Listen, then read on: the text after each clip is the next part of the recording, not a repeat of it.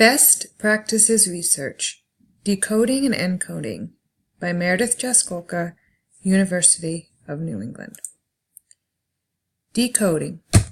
Decoding is the ability to apply knowledge of letter-sound relationships, including knowledge of letter patterns, to correctly pronounce written words.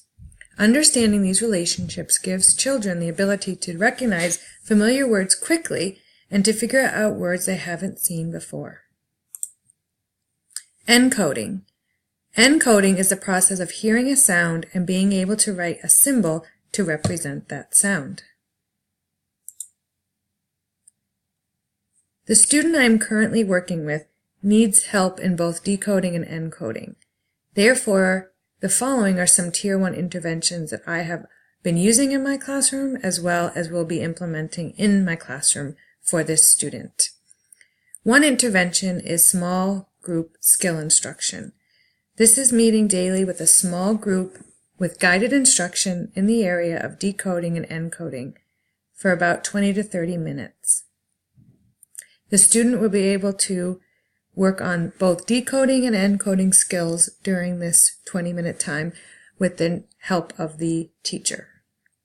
Using multisensory activities to teach decoding and encoding, as well as practice the skills involved in decoding and encoding. This is another Tier 1 intervention that is being used in the classroom. The student often uses whiteboards to write their phonics. We also use magnetic letter tiles to also create words, writing words or letters in the sand tray, and also using the gel pads to also write letters and or words.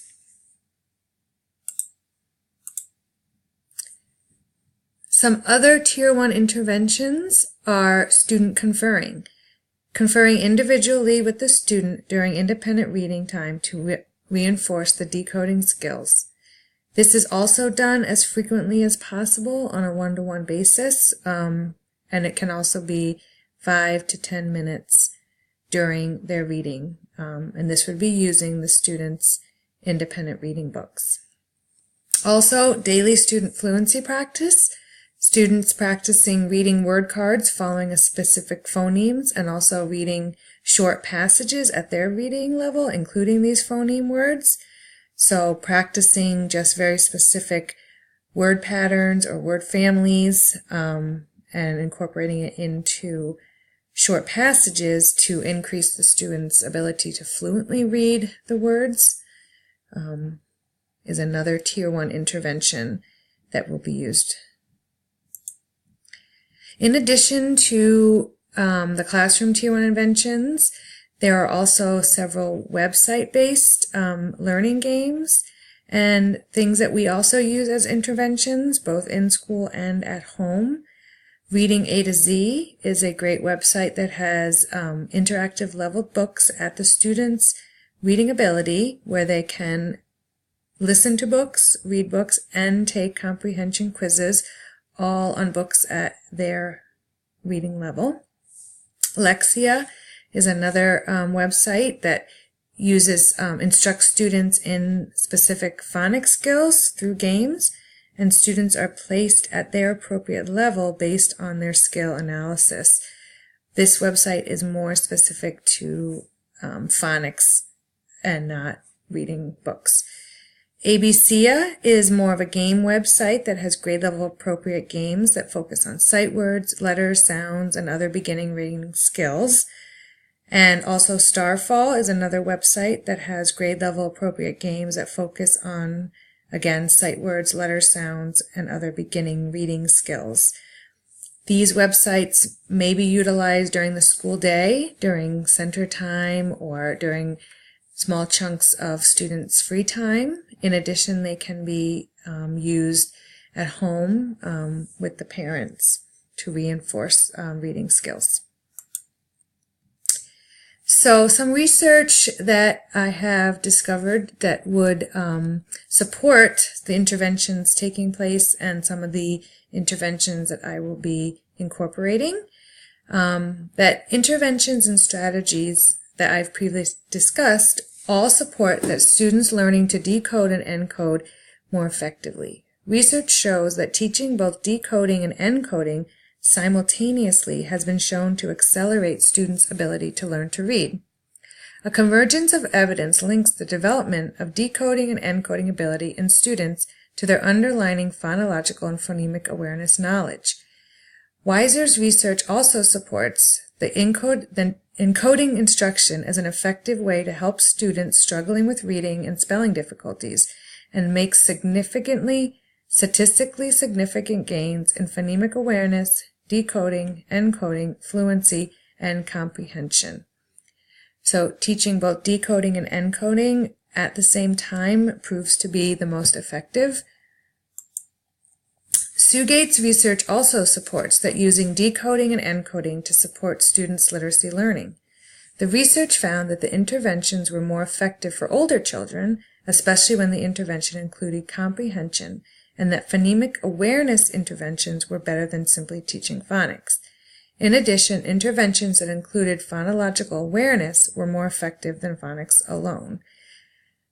Therefore, incorporating all the skills of phonemic awareness and not just teaching the specific phonics skill is going to be the most effective for encouraging students to retain that phonics knowledge. And also, Nodelmeyer, Joseph, and Kunish found that consistent drill and practice for younger students can be an effective phonics intervention as long as the student continues to practice and reinforce the new skills. So the consistent and also the reinforcement, so being able to consistently instruct and then have students constantly reinforcing and reviewing the skills being taught are going to help with long-term effects. The assessments that would be conducted for this student based on the Tier 1 interventions would be a bi-weekly decoding progress monitoring. So having word lists and assessments that the student would be reading, usually in about a 1-minute timed reading. So the word reading assessment would contain words comprised of the phonological skill that we are working on in the intervention, such as possibly CVC words or words with blends, and their score is compared to the grade level normed expectations. There are several lists available that we use, such as Easy CBM or Foundations or the Dibbles. All could be used for this. Also, I would incorporate a bi-weekly encoding progress monitoring and alternate between 1 week a decoding assessment. The next week would be the encoding assessment. And I would dictate to the student 10 words comprised of, again, that skill that we are working on in intervention, such as CVC words or words with blends, and their score again would be compared to the grade level normed expectations. So in conclusion, I have found that teaching students decoding and encoding together appears to be a very beneficial intervention to use with struggling readers and writers.